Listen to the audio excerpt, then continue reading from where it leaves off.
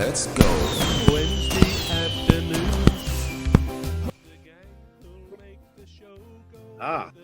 And we're back. We're back.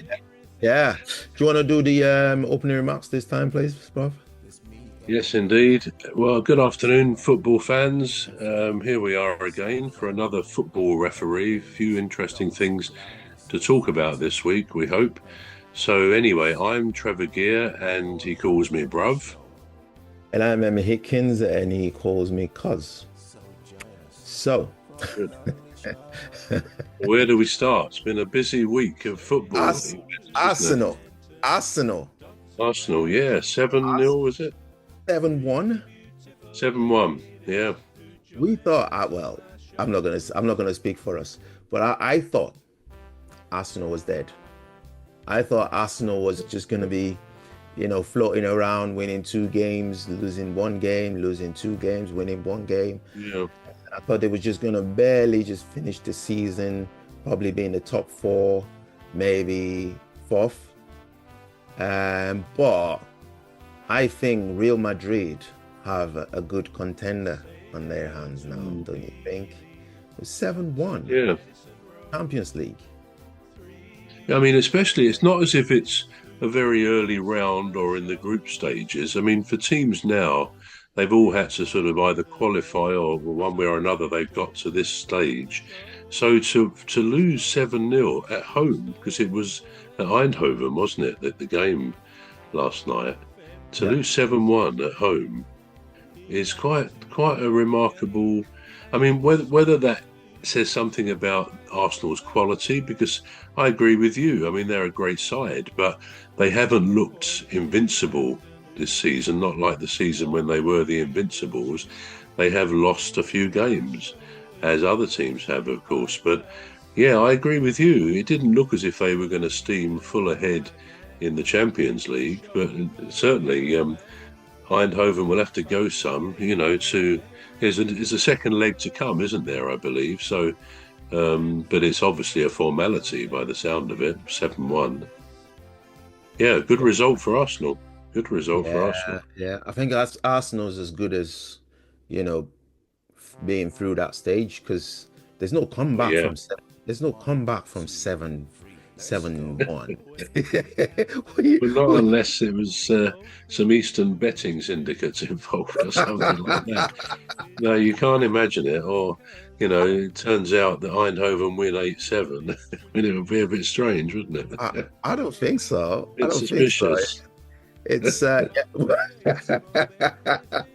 I like that word, suspicious. Yeah, you would. I mean, all right. So you can expect that in the FA Cup, maybe a Premier League side and a Division 1 or a Championship side play, and you get that sort of result, but not in the Champions League. No, you wouldn't think so. We're not even talking about the Europa League. We're talking about the Champions League. You lose 7-1. That is a disgrace. That is a disgrace. Well, it's worthy of.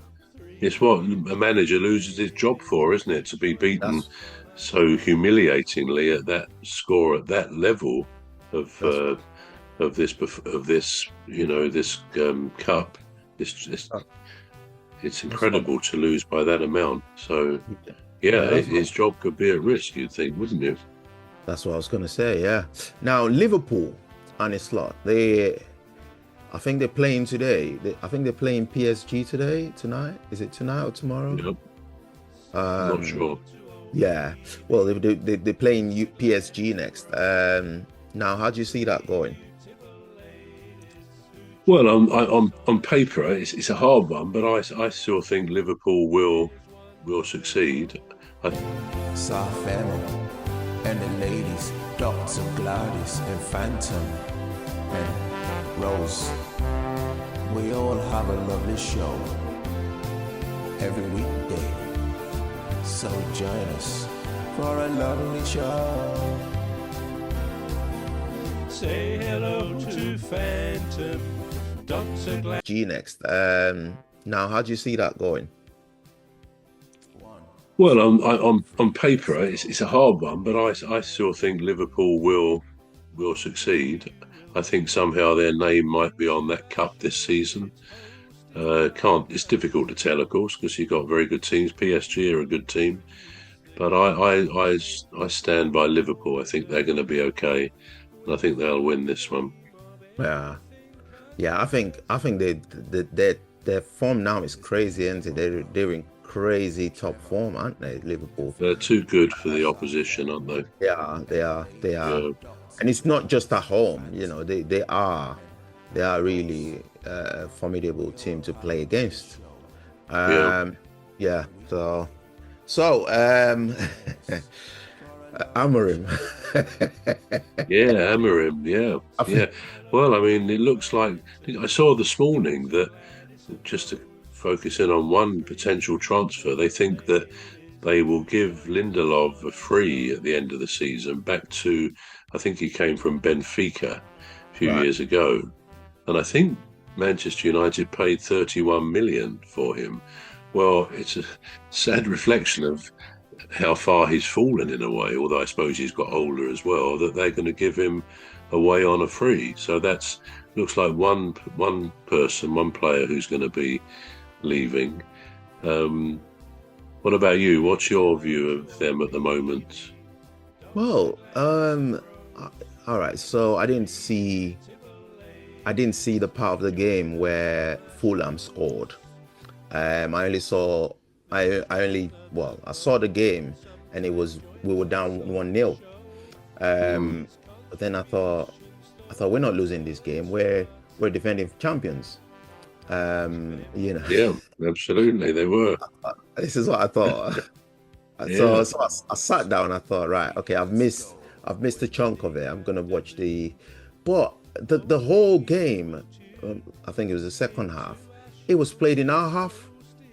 The whole game was played in our half. And when the second half ended, I switched off. I thought, I'm not watching this. It's torture. It was torture watching it. And I kind of I kind of wished I can't believe I'm saying this, but I kind of wish we had Eric Ten Hag back. Never. You wouldn't wish that. You wouldn't want Eric back. This is how low. Yeah, I can understand that. I can, because Anurim, I mean, I quite, what I know of him as a football manager, I quite like him. I think he's inherited a basically poor team, and until he gets his own players in. Safemo and the ladies, Dr. Gladys and Phantom and Rose. We all have a lovely show every weekday. So join us for a lovely show. Say hello to Phantom.